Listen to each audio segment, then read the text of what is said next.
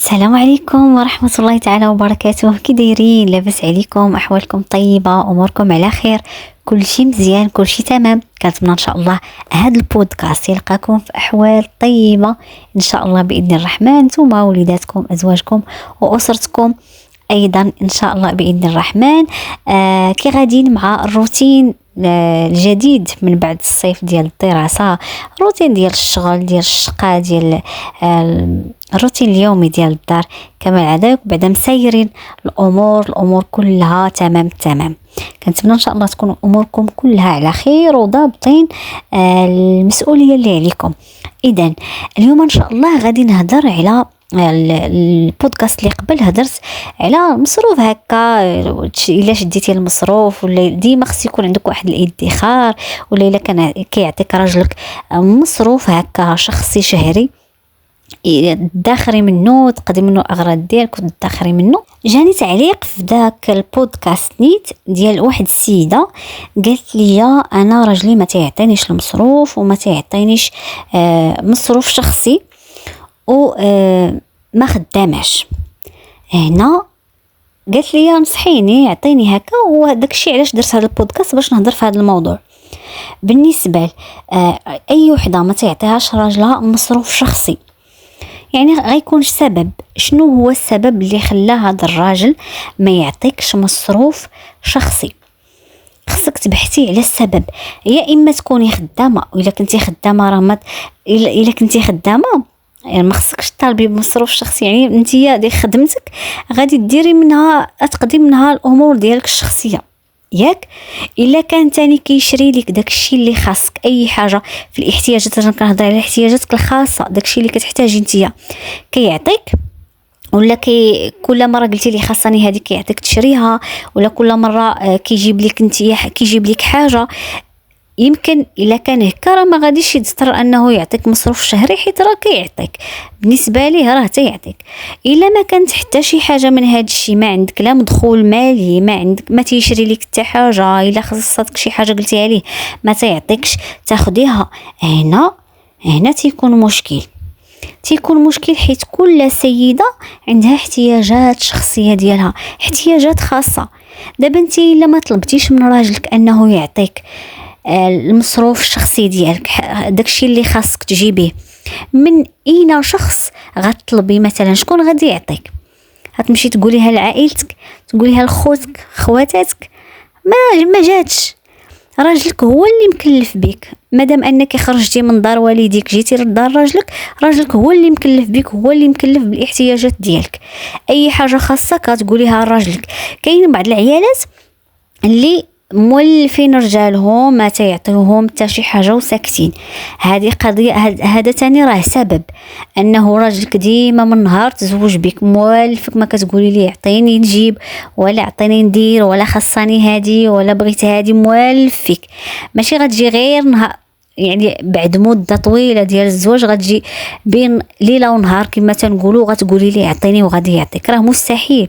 هو ولف فيك واحد القاعده غتجي كاع في شكل، غتجي في شكل واش هاد السيده ما عمري عطيتها ودابا عاد تحلوا ليها العينين كما تنقولوا عاد هي باغا. نورمالمون هاد الشيء راه خصك تطلب. اي حاجه خاصك تطلب من راجلك من اول يوم، من نهار الاولاني ديال الزواج كما تنقول. تحط النقاط على الحروف، وقبل كاع الزواج غتقولي ليه راه خاصني، راه كيكون عندي احتياجات اللي هما خاصه. خصك تكون عارف ماشي غير الماكله والشراب. كاين رجال تيقولوا ياك شاربه واكله وشاربه شنو خاصك. هادشي راه ما كيتقالش. وكاينين والدين اللي تيقولوا هادشي لولادهم، هادشي راه ما كيتقالش. كاينين احتياجات بالاخص البنات، العيالات اللي عندهم بنات، ردوا مع بناتكم البال. الا خاصها شي حاجه تقولها لك. دابا الا ما جاتش البنت وقالت لوالديها، اصلا هذا الاشكال تيكون من الاسره. فاش كتكون البنت خاصها شي حاجه وكتجي كتقول لامها خاصني هذه وخاصني هذه، كتقول لها شنو ياك واكله شاربه شنو خاصك مازال. ديما البنت كتبقى تعاود ليها هاد القصيده واكله شاربه شنو خاصك مازال شنو خاص. فهمتي؟ كتبقى هاد البنت حتى كتمشي عند راجلها كتقول الله دابا راجلي غادي يبرعني شويه، يهتم بيا، يشري لي اللي كتسمع نفس الديسك تاني عند راجلها. ايوا شنو باغا؟ ياك واكله شاربه شنو خاصك مازال في دارك وما عرف شنو. ديما حتى هاد القضيه فاش كتقولها الام لبنتها الولد كيسمع هاد الشيء، والولد تربى على هاد الشيء حتى هو الا كبر غادي يعاود نفس الكاسيطه لمرتو. يعني هاد الشيء راه من الاساس من التربيه. يعني الا كان راجل عوج ما تيعطي لمرتو لا المصروف لا حتى حاجه، راه عوج من التربيه. يعني من دارهم هكاك رباوه والديه ولدك الشيء اللي يسمع، حيت التربيه راه فيها السمع، راه داكشي اللي كيتعلموا الوليدات بالسمع اكثر ما كيتعلموا من الهضره، انك تجلسي معاهم وتهضري معاهم ولا تعطيهم نصيحه.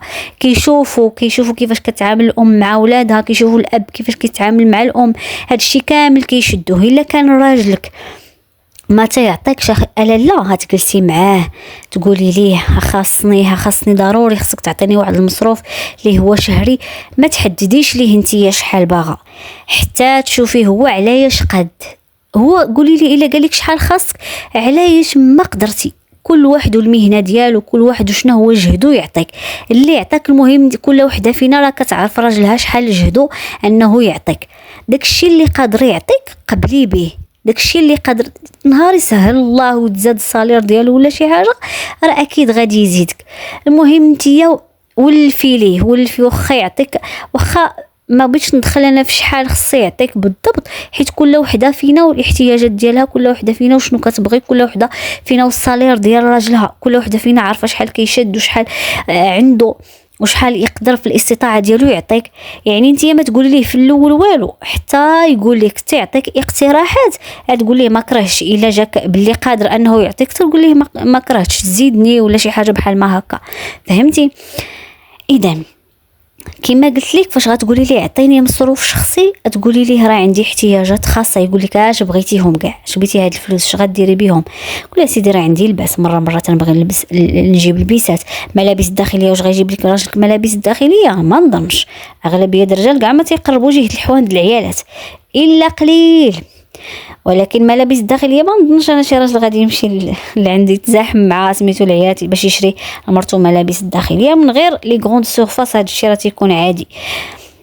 قولي لي عندي ملابس، عندي منتجات ديال العنايه ضروريه لاله، تكون عندك شي حاجه ديال العنايه، باغا مرطب، باغا كلوس، باغا فغاجو، باغا الريسيل، باغا قلم باش تكحلي عويناتك، باغا ليكرون ديال الشمس. واش هادشي ما باغاهش انتي؟ اي حاجه باغاها كتقوليها بغيت، ولا انتي كاع باش تبداي الا ما كانش يعطيك حتى شي حاجه غتبداي كل مره بغيت هذه حتى تجمعي. جيبي يا لاله شي ورقه ديما تحت شعار الورقه والقلم، جيبي الورقه شنو هما الاحتياجات ديالك، تكتبيهم بلي ديطاي كاع الاحتياجات ديالك، تكتبيهم كل سيمانه. سال لا قولي لي خاصني هذه جيبها ليا. فاش غيقول لك لما قول لي اعطيني باش نجيبها، يقول لك شحال، قولي لي شحال تقديري ثمن تقديري بشحال، كتكوني انت ديجا عارفه الاثمنه ديال كل حاجه. كل سيمانه حتى تجمعي داك سميتو كل مره راه هو، حيت كاين الرجال اللي ما تيقبلوش انك تقولي لهم اعطيني مصروف شهري، ما غاديش يتقبلها. يعني بداي معاه غير هكا شويه بشويه كل سيمانه كتطلبي منه حاجه، كل سيمانه غيشوف راسو كل مره كتطلبي منه سيمانه على اختها تيولي يعطيهم لك، بقى يحسب لك. الا كان يد اللي باغي نيت راح تاكو سميتو راه غادي يحسب لك واحد المبلغ اللي يشوفك نتيا كل مره كتطلبي منه، وغادي يجمعه ويعطيه لك شهريا. سينو الا بدا كيدخل معاك في سميتو بقى يقولي ليه كل مره خاصني حاجه، راه غتشري منها احتياجاتك الخاصه كما قلنا، ملابس، منتجات ديال العنايه، غتبغي انت تصدقي منها بلا ما يعرف الصدقه، راه بلا ما يعرف حتى واحد. واش غتقولي لي عطيني عافاك واحد 20 درهم باغي نصدقها؟ راه ما يمكنش. غتبغي تكون شي حاجه تحت منك تمشي تصدقيها، باغا تمشي عند داركم تدي شي كادو ولا شي حاجه تهزيها في يديك تديها، باغا تمشي عند شي حد تعطي لشي حد شي حاجه شي هديه رمزيه. يعني بزاف ديال الامور. هاد الشيء راه ما كيجيش ماشي كما قلت لك بين ليله ونهار غادي تقنعيه بهذه القضيه، صعيب. الا كان كما قلت لك شي ولد شي راجل عفوا اللي مربي من دارهم مو كتقول كيسمع مو كتقول ولا باه تيقول مواك شاربه واكله شاربه اش خاصك راه يلا مكافين مع الزمان يلا. هو ما عارفش باللي راه ديك المراه راه حتى هي عندها احتياجات. الا كان هاد الراجل هذا مربي يعني ضيجه اسرته هكا راه صعيب تقنعيه. يعني غتبقاي غير بشويه بشويه، ما كاين لا ابتزاز لا صداع الراس لا غوات لا عصبيه، غير بالخاطر قولي ليه خاصني واحد المبلغ تعطيه ليا، ما بغاش كل مره قولي لي جيب لي عفاك هادي، يجيب لي اخويا خاصني لي سوتيان جيبهم ليا، خاصني كيلوطه تجيبهم ليا، خاصني طقاشر جيبهم ليا، خاصني فازلين جيبوا ليا، كريم ديال اليدين ولا ديال الوجه جيبوا ليا، اي حاجه خاصك. ولكن الا بقيتي ساكته ما تقلبيش على مصروف شهري، حيت كما قلت لك صعيب. كاينين رجال اللي صعيب انك تقولي، حيت كاين رجال اللي كتكون خدمتهم ماشي ما كيتخلصوش، ماشي صالير اللي هو شهري، كيتخلصوا يا اما بالاسبوع يا اما بالنهار، يعني على حساب. نتيا شوفي نتيا الطريقه باش غادي تقنعي هاد راجلك، حيت كل طريقه اقناعه ماشي كاع حنا بحال بحال.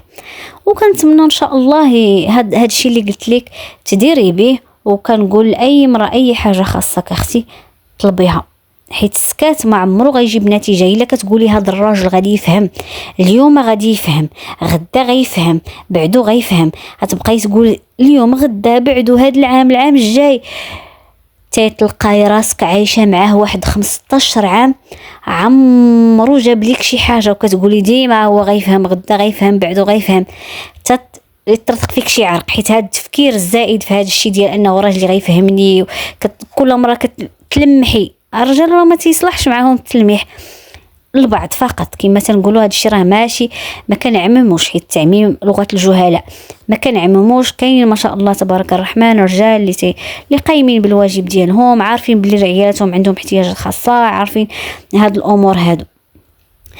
ايوا هذا ما كان، هذا هو الموضوع اللي بغيت نهضر لكم عليه. كنتمنى ان شاء الله نكون فتكم، عطيتكم هكا بعض هكا شي نصائح اللي غينفعوكم ان شاء الله باذن الرحمن. وتنتلاقاو في لي بودكاست الجاي ان شاء الله. خليتكم في راحه الله، نقول لكم السلام عليكم ورحمه الله تعالى وبركاته. ولكن قبل الله عجبكم الى عجبكم البودكاست عفوا شاركوا معي العيات اللي كتعرفوا. الا ما كنتيش مشتركه بالقناه اشتركي في القناه باش يوصلك الجديد، خلي لي تعليق زوين شي قليب اي حاجه باش تدعميني. وتنقول لك شكرا جزيلا ونقول لكم الله يعاونكم.